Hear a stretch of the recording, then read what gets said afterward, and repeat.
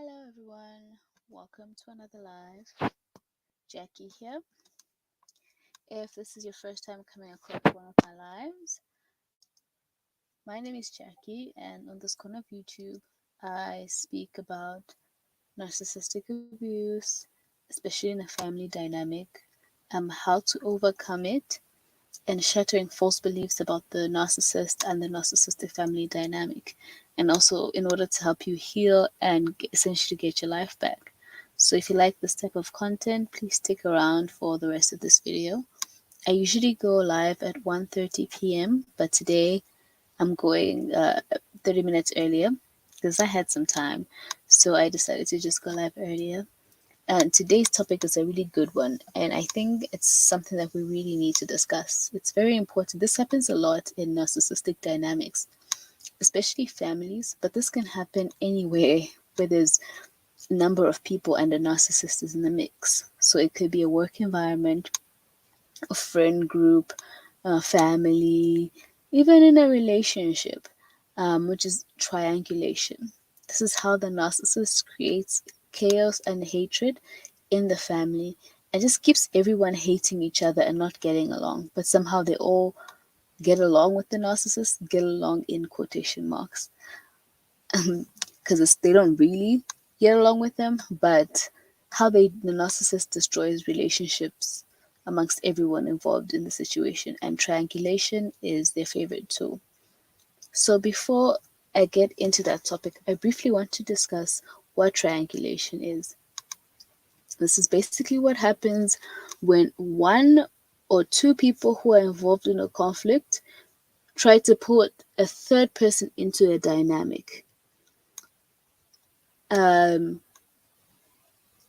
This usually occurs in this is a narcissist's favorite tool because it allows them to like shift blame or get people to attack each other, things like that, for no apparent reason. This creates a lot of conflict and chaos, and this is what makes a lot of families dysfunctional in a narcissistic dynamic. Now, don't get me wrong, conflict is normal in families. All families fight, but and it's almost healthy to fight and air out your grievances and talk about what's bothering you in a family or with the people around you. But the difference with narcissistic family dynamic and what makes these sort of fights dysfunctional is that the narcissist, most of the time, which is apparent, but it could be a sibling, brings a lot of emotional pain, confusion, and hatred within these fights. These are almost sick.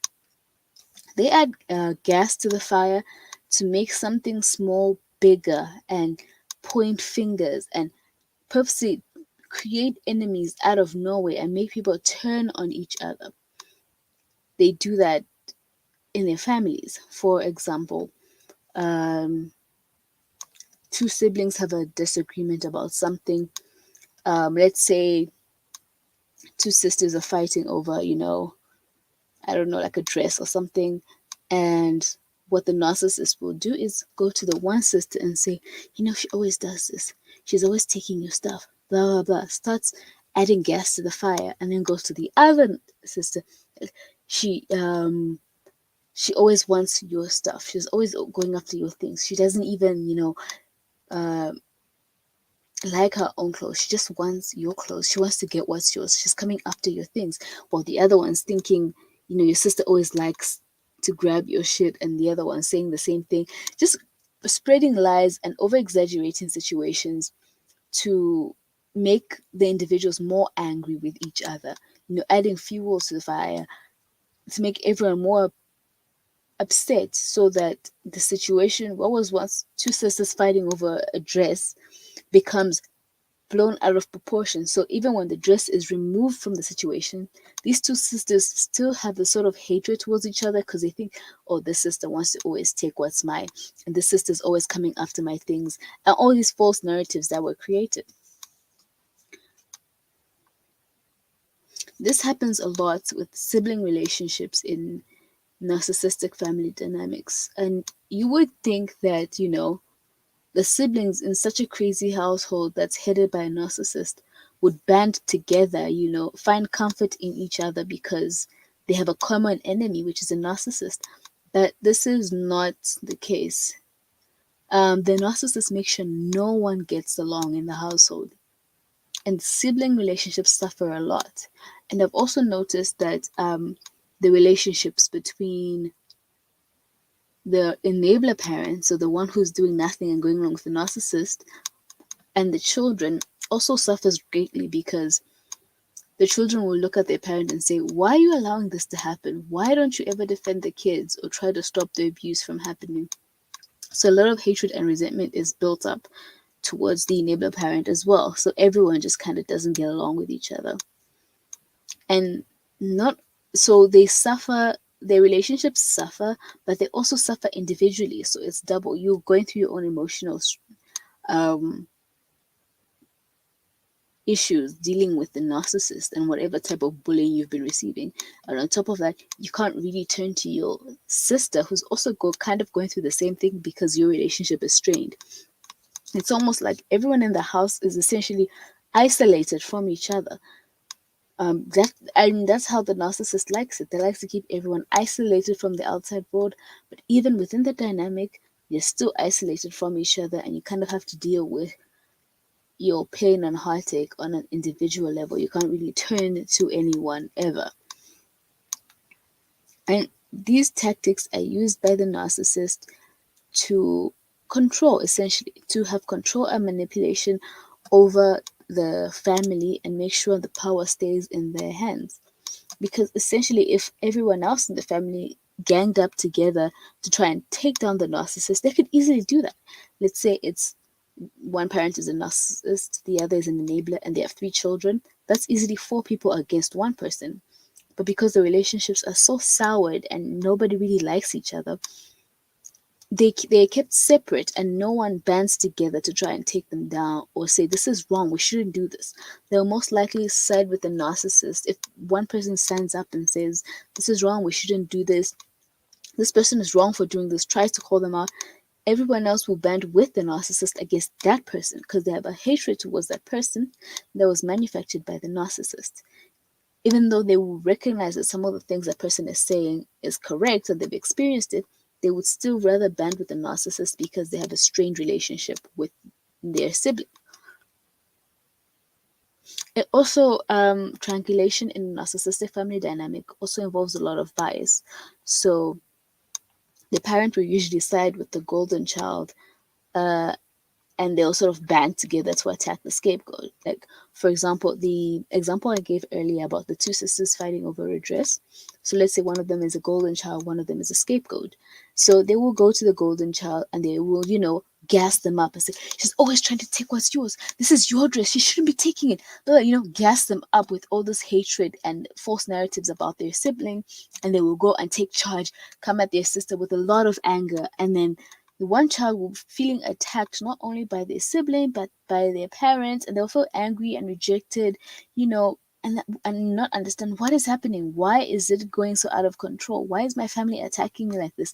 And they will retaliate in anger as well, and so it creates a strained relationship, and the fight just becomes bigger than it was supposed to be. And this is what the narcissist wants. Their goal is to keep everyone fighting, keep everyone from getting along, so that nothing interferes with their supply.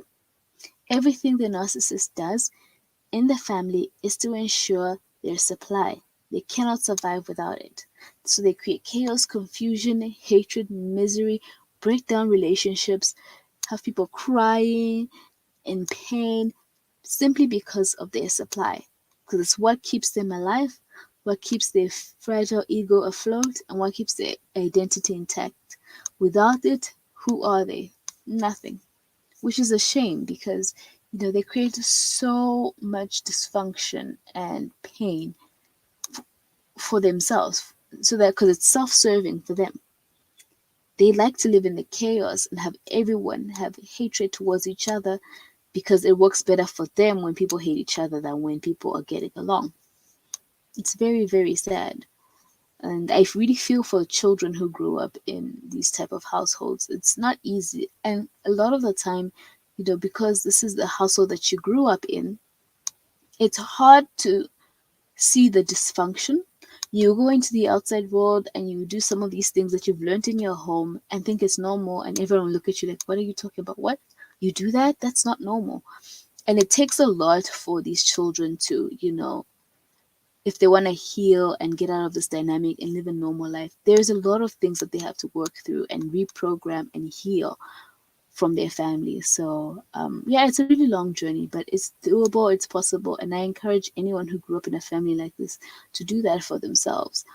I've said in my previous life that I was speaking about, the family dynamics in a narcissistic family and who's assigned what roles. And I said this last time and I'll say it again.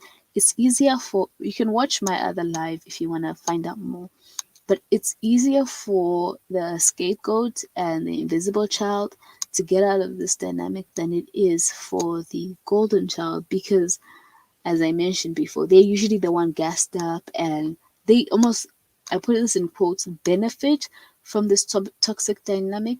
They're at the top of the food chain in this toxic dynamic. So they tend to stay here longer, while everyone else, because of the suffering and the pain, it's easier for them to just flee and get out. So, and of course, the narcissist is the problem. Yeah, so watch that live if you'd like to know, what the who the role players are and how the roles are assigned in these type of families. And that's all I have for today. Thank you so much for watching. I hope you find this information helpful, and I hope you'll be able to recognize triangulation in your family and know how it could have messed you up or really, affected you growing up. I hope this information is helpful. And if you like this live, please subscribe and hit the notification bell so you're notified every time I go live. And I'll see you next week. I think, what would I be discussing? How to leave this toxic family, choosing yourself, putting yourself first, and leaving this toxic dynamic. So if you want to watch that live, please tune in. I'll see you next week. Bye.